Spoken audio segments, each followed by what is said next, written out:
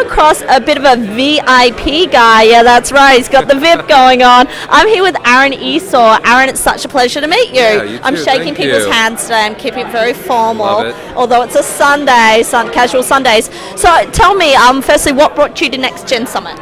So I've learned about the Next Gen Summit before it was even a summit. So it was called Entrepreneurial about a year and a half ago, and they were going to cancel it actually.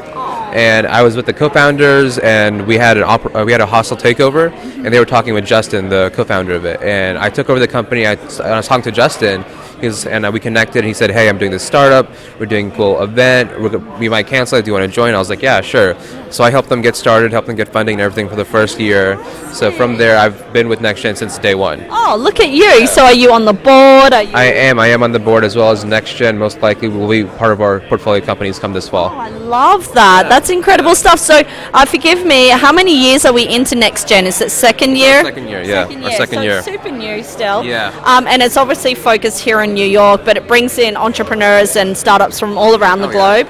So tell me a little bit about yourself. You're a VC yourself. Right. You have a fund. How old are you? So I graduated high school 2 days ago. Oh my God. So you are how old? I am 18. Wow, man. I'm like, everyone here is under the age of 20 and they've had their like first exits. I'm like, what is going on? No, this is super cool. So tell me, what are you doing? Yeah, so I manage You should be partying. You should be partying. You just graduated. But what are you doing? So I manage a venture capital fund just for young entrepreneurs.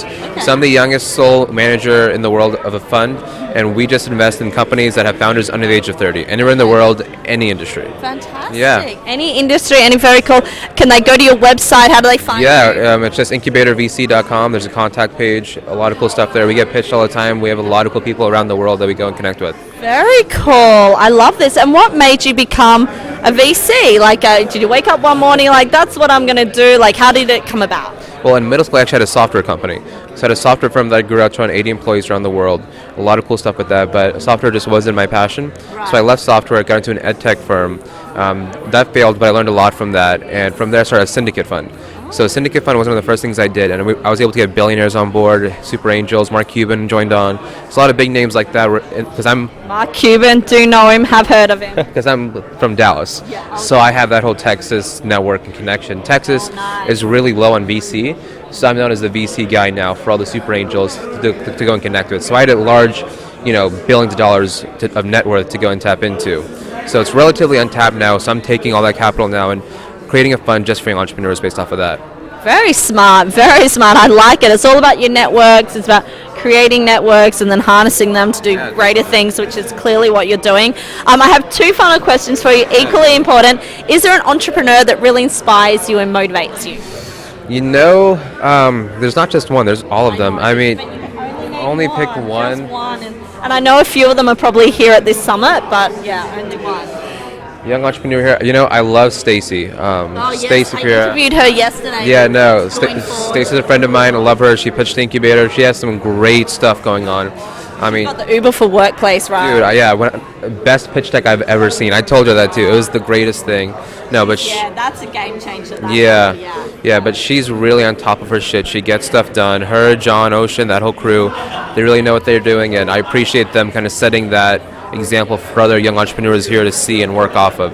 So it's been great to kind of see them. Absolutely, she's phenomenal. And last question, but not least, are you roulette, a blackjack, or poker man? Blackjack, all the way. Blackjack. A lot of these entrepreneurs are blackjacks. Very interesting. Well, look, absolutely fabulous to meet you. Thank you so much. Enjoy what's left of the conference. But seriously, will you do me a favor? Will you make sure you take some time off because you just graduated? It's funny. So I get back to Dallas Tuesday. I leave to Zurich Thursday. I'm in Europe for a bit. Then I'm in LA. Then I'm in Atlanta. So my graduation party is going to be in August right now. You're going to be like, what was college? What was high school? Well, fine, whatever. Exactly. But that's so cool. Well, you're living the life and you're doing what you want to do, so that's most important. So thank you so much. Thank you very much. Appreciate it. Yeah, absolutely. Yeah. We're at Next Gen Summit. We're on day 2. I'm here with Josue. I hope I'm pronouncing that right. He's the co-founder of Project 99. Tell us, what is Project 99? Well, I love the name. Thank you, thank you. Good start already. So, I'm first generation high school student, and first in my family to even graduate high school. Now, first in my family in college, and first generation American. And I was born and raised here in New York in the inner city with a single mother, and who really pushed for me to go to the best schools and have the best opportunities, and that made me insanely lucky. But at the same time, I needed spaces that included me, and I needed a community of support and programs that supported me, and I had that. And I was very lucky, and that's why I can go on to college and whatnot. Yeah. But throughout that process, I knew I was Everyone has that. exactly, and I knew that I didn't want to just get a job and just reap all the benefits. So I always wanted to do something that was around the space of providing of inclusion, right? Yes. Because I was part of those spaces, despite the circumstances that were there as challenges, and that's the same case with my co-founder, and that's where Project 9 starts. And what we do is hackathons for inclusion. So young people get together and they ideate and create the best ways to tackle the lack of inclusion in their community, in their companies, in their cities, and whatnot. And where do you do this? Here in New York? Yeah, so we want to be a global company, and we are global as of now. So we had our first program in the Dominican Republic last year. Nice place to have it. Yeah, and we're having our second hackathon in the Dominican Republic this year.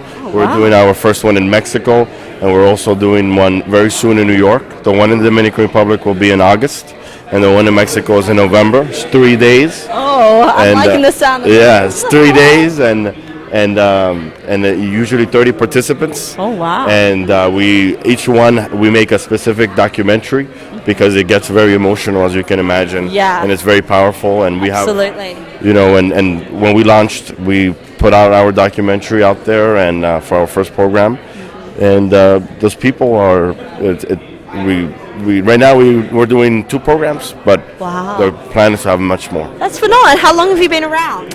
So right now I'm a rising senior at Babson College. Yeah. So sorry, I mean the startup. How long is it? Yeah. So we started around a year and 7 months ago. So wow. So fairly young, but we're very energized and very excited, and this for us is our purpose and our work. So that's so cool. You're pursuing your dream, which is phenomenal. Yeah. Tell me, what has been like being a co-founder? What has been something that you found the most challenging thing as starting a startup, and then also something that you thought would be a huge barrier to entry or hurdle, and it was actually a lot easier?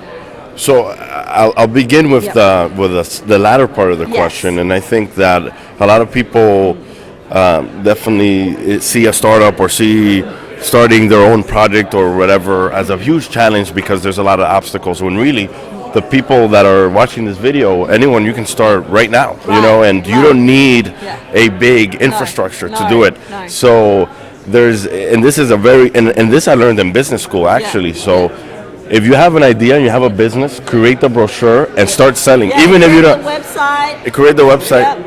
Make the demand and supply. And if you don't have a product and you have never made it or a service, that's fine. Still set up shop, because setting up shop is crucial. Many people, and yes, like of course you want to test your idea, you want to make sure there's a market, etc.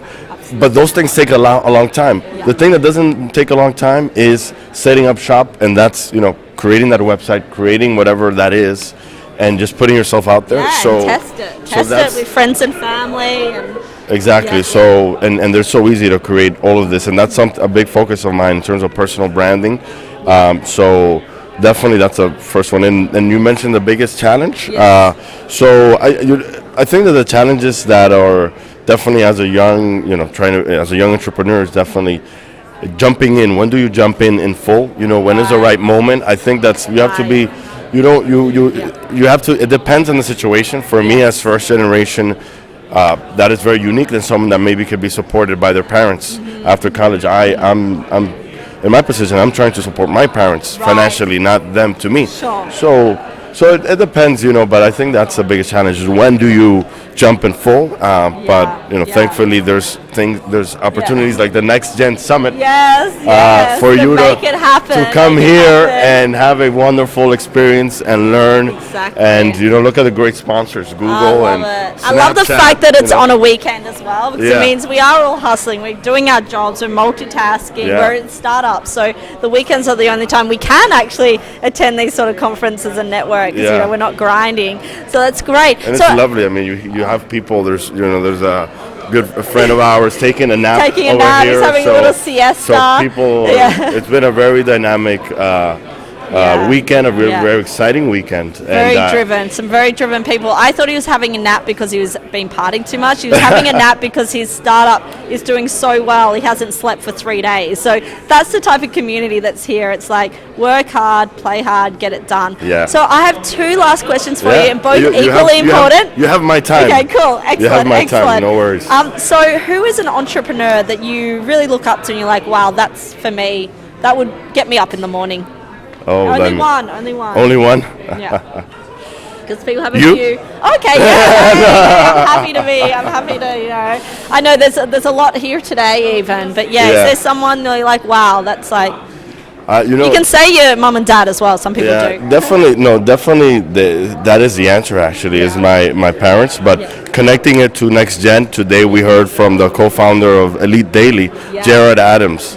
And Jared is, he's also first generation, like me, and his parents are, from Venezuela and Colombia, and I think he has a little Italian in there. Yes. And he grew up in greater in New Jersey and Newark area, and he just worked hard, and he was very strategic about what decisions he made. And Elite Daily sold for $50 million to Daily Mail, and now he's 31 and he's still out there. So I think that this community, story, the demographics of the U.S. are changing rapidly, and a lot of people that look like Jared are growing up. And if you're watching this video, there's a lot of examples of people that have really paved the way, and I think Jared from Elite Daily is one of those. And absolutely, he's phenomenal. I interviewed him at Propeller Fest, and incredible guy. I have great respect for him. So my final question, only because I'm losing my voice, and I made her.